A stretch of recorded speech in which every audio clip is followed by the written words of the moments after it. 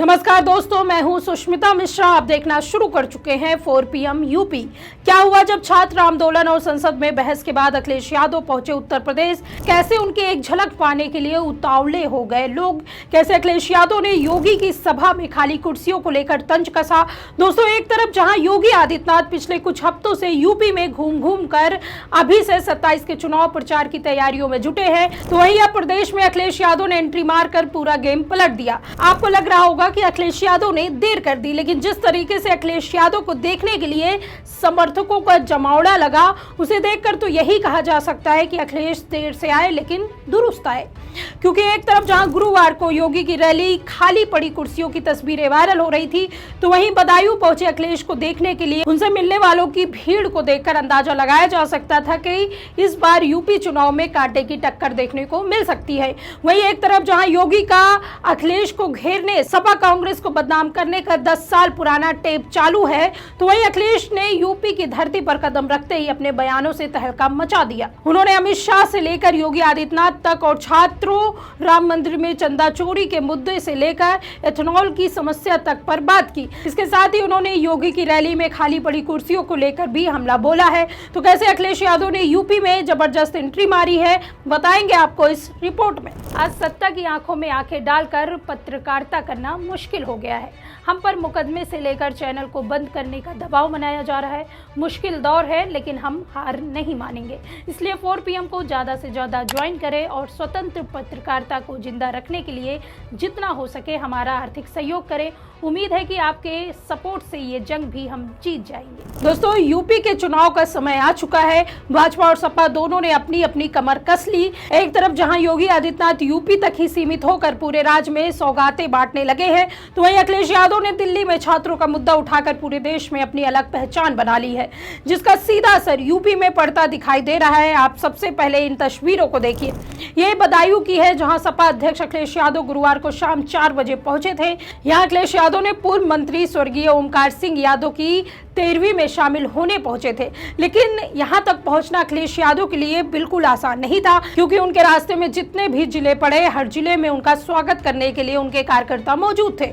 एक जगह तो हद ही पार हो गई जब रास्ते में काफिले को रोककर एक समर्पित कार्यकर्ता ने जिद ठान ली कि भैया यहाँ भी चलिए, जिसके बाद अखिलेश यादव ने प्यार भरी डांट देते हुए मुस्कुरा कर कहा, मैं कह रहा हूँ ना, लौटते समय जरूर आऊंगा तुम्हारे यहाँ। लौट के आ रहे, मैंने बोला नहीं लड़के लौट जाएंगे। अभी 1.5 घंटे बाद लौट जा रहे हैं। 1 किलोमीटर नंबर पे 1 किलोमीटर कितने नंबर पे खड़े होगे? इसी तरह रास्ते से गुजरते हुए जब अखिलेश यादव बदायूं पहुंचे, तो उनकी एक झलक पाने के लिए और उनसे हाथ मिलाने के लिए बदायूं में लाखों की संख्या में लोग सड़कों पर उतर आए। भीड़ इतनी बढ़ गई कि अखिलेश यादव को कार के गेट पर खड़े होकर जनता का अभिनंदन करना पड़ा। अब देखिए, ये था अखिलेश यादव का यूपी में जलवा। अमूमन ऐसी लोकप्रियता जनता के बीच तब देखने को मिलती है जब कोई सत्ता में हो, जहां पैसे देकर ट्रकों और बसों में भरकर जबरन भीड़ जमाव की जाती है। लेकिन अखिलेश यादव पिछले 9 साल से सत्ता से बाहर है। वो यूपी के विधानसभा चुनाव में अभी एक्टिव भी नहीं हुए हैं, अभी उनका चुनावी कैंपेन भी शुरू नहीं हुआ। लेकिन जिस कदर उनकी लोकप्रियता बदायूं में देखने को मिली, उसने योगी आदित्यनाथ की टेंशन बढ़ा दी है। क्योंकि एक तरफ जहां विपक्षी नेता को देखने के लिए लोग सड़कों पर उतर आए हैं, तो वहीं जो सत्ता पर पिछले 9 सालों से काबिज है, उनकी रैली में खाली कुर्सियां देखने को मिल रही हैं। जिस जनता को जबरदस्ती बैठाया गया, वो रैली छोड़कर जाती हुई दिखाई दी। यकीन नहीं आता तो इन खाली पड़ी कुर्सियों पर नजर डालिए। इन कुर्सियों की ड्यूटी उत्तर प्रदेश के मुख्यमंत्री योगी आदित्यनाथ की वाराणसी रैली में लगाई गई थी, जहां बीजेपी के समरसता संकल्प अभियान का पहला दिन था। योगी आदित्यनाथ मंच पर पहुंचे थे, लेकिन इसके बावजूद ये कुर्सियां बेचारी खाली रह गई। इसमें इन कुर्सियों की कोई गलती नहीं थी। हो सकता है कि जनता ने किसी की कुर्सी बदलने का इरादा बना लिया हो। अब देखिए, जहां लोग इन कुर्सियों की वीडियो बनाकर सोशल मीडिया पर वायरल कर रहे हैं, तो अखिलेश यादव इस पर टिप्पणी करने से पीछे कहां रहेंगे। उन्होंने भी इस वीडियो को शेयर करते हुए एक्स पर लिखा कि सुना है मुख्यमंत्री जी आयोजकों पर बेहद गुस्सा है, क्योंकि उन्होंने महफिल तो बड़ी जबरदस्त सजवाई थी, लेकिन उनके अपने चेले चपाटों के सिवा वहां केवल तंबू टेंट वाले ही आए थे और कोई भी आया ही नहीं। उन्होंने आगे लिखा कि जब जनता से धोखा होता है तो ऐसा ही होता है। भाजपाइयों की चलाचली की बेला वक्त से बहुत पहले ही आ गई है। अब देखिए, एक तरफ जहां योगी आदित्यनाथ सिर्फ यूपी पर फोकस कर रहे हैं, तो वहीं अखिलेश यादव यूपी से लेकर दिल्ली की बात कर रहे हैं। उनका फोकस दिल्ली से यूपी और यूपी से दिल्ली तक के मुद्दों को साधने पर है। श्रद्धांजलि देने के बाद उन्होंने पत्रकारों से बात की, जिसमें उन्होंने यूपी से लेकर देश के सभी मुद्दों पर पत्रकारों के सवाल के जवाब दिए। अखिलेश यादव ने यहां राम मंदिर में हुए चंदा चोरी के मुद्दे को उठाते हुए फिर एक बार भाजपा पर निशाना साधा। उन्होंने साफ कहा कि ये महाअपराध भारतीय जनता पार्टी ने किया है, इसकी सजा प्रभु श्री राम की गरीब जनता भी देगी। सोसाइटी राम धन की चोरी हो गई, बताइए। प्रभु राम के ऊपर जो चढ़ावा आया वो चोरी हो गई। श्रद्धा के साथ जिन लोगों ने चढ़ावा दिया, ये महापाप है। हमारे श्रद्धावान आम जनता का जो अपमान किया इन्होंने, जो आम जनता श्रद्धावान है, प्रभु पे जो चढ़ाया, ये पाप नहीं, महापाप है।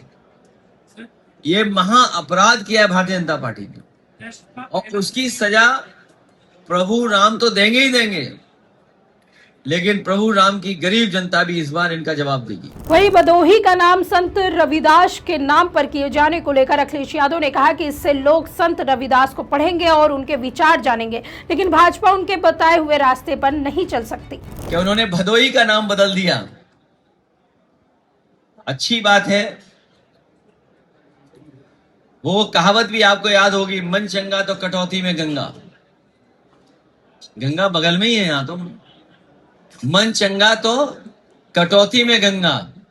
ये संत जिनके नाम पर भदोही का नाम रखा गया, उन्हीं का है। हमें उम्मीद है कि जो संत रविदास जी के नाम पर जिले का नाम रखा है, कम से कम उनको पढ़ेंगे, उनके विचारों को अपनाएंगे। ये जो एकरंगी लोग हैं, कभी भी उनके विचारों पे नहीं चल सकते। अगर शायद मुख्यमंत्री जी ने विचार पढ़े होते, ये तो मुख्यमंत्री वो है जो जिन्हें हाथा नहीं भाता, जिन्हें हाथा नहीं भाता, तो वो विचारों को नहीं पढ़ रहे हैं। जब उनकी कुर्सियां खाली रह गई तो उन्हें लगा कि जोड़े कैसे, तो जोड़ने के लिए उन्होंने केवल नाम रखा है, उस पर अमल नहीं करेंगे। अब देखिए, एक तरफ जहां अखिलेश यादव ने प्रेस कॉन्फ्रेंस में यूपी के मुद्दे को उठाकर योगी आदित्यनाथ पर निशाना साधा, तो वहीं दिल्ली में हुए छात्र युवा आंदोलन का जिक्र करते हुए अखिलेश यादव ने कहा कि पूरे देश के युवा और छात्र सड़कों पर उतर आए हैं। आंदोलन इतना बड़ा हुआ है कि भले प्रधानमंत्री इस्तीफा नहीं दिया, लेकिन मंत्री प्रधान को इस्तीफा देना पड़ गया। वहीं जंतर मंतर प्रदर्शन का जिक्र करते हुए उन्होंने कहा कि जिन युवाओं ने पैलेट गन की गोलियां, आंसू गैस के गोले और लाठियां झेली है, उन्हें पता है कि कार्रवाई किसके इशारे पर हुई है। लोकसभा में सभी विपक्ष के लोग ये मांग कर रहे थे कि स्टेटमेंट सरकार की तरफ से आ जाए। लाठी खाने वालों को पता है किसने लाठी मारी है। जिसने लाठी खाई, आंसू गैस का मुकाबला किया, या तार वाली लाठी का मुकाबला किया, या पैलेट जो गन चली उसका मुकाबला किया, उन्हें पता है कि किसने चलाया है। लेकिन चलाने वाले नहीं बता रहे किसके इशारे पे चलाया है। जो खाया है, जो दुख पीड़ित रहा, उसे पता है कहां से चली है लाठी, लेकिन जिसने लाठी चलाई है उसे नहीं पता है कि किसके आदेश पे वो लाठी चली है। लेकिन डेमोक्रेसी में, लोकतंत्र में, जो सरकार सुनती नहीं थी, कम से कम अब सुनने लगी है, सुनने की बात करने लगी है। लेकिन अभी हमारे उत्तर प्रदेश के मुख्यमंत्री जी को समझ में नहीं आ रहा है, उन्हें अभी भी समझ में नहीं आ रहा है। लेकिन बनारस की रैली के बाद शायद समझ में आ गया होगा। एक लाइन में लोग बैठे थे, बाकी लाइनें खाली थी। ये तो सब कैमरों ने देखा है। तो दोस्तों, उत्तर प्रदेश की सियासत अब पूरी तरह चुनावी मोड पर आ चुकी है। एक तरफ योगी आदित्यनाथ अपनी रैलियों और सरकारी अभियानों के दम पर माहौल बनाने की कोशिश कर रहे हैं, तो दूसरी तरफ अखिलेश यादव भीड़, जनसंपर्क और आक्रामक बयानों के जरिए सीधा मुकाबला करते हुए दिखाई दे रहे हैं। बदायूं में उमड़ी भीड़ और वाराणसी की खाली कुर्सियों की तस्वीरों को लेकर दोनों दल अपने अपने राजनीतिक संदेश देने में जुटे हुए हैं। अब आने वाले दिनों में यह टक्कर और तेज होगी, इस पर आपकी क्या राय है हमें कमेंट में जरूर बताइए। अगर वीडियो पसंद आई हो तो लाइक और शेयर करें, और अगर आपने अभी तक हमारे चैनल को सब्सक्राइब नहीं किया है तो कर लीजिए। जुड़े रहिए 4PM न्यूज नेटवर्क के साथ। नमस्कार।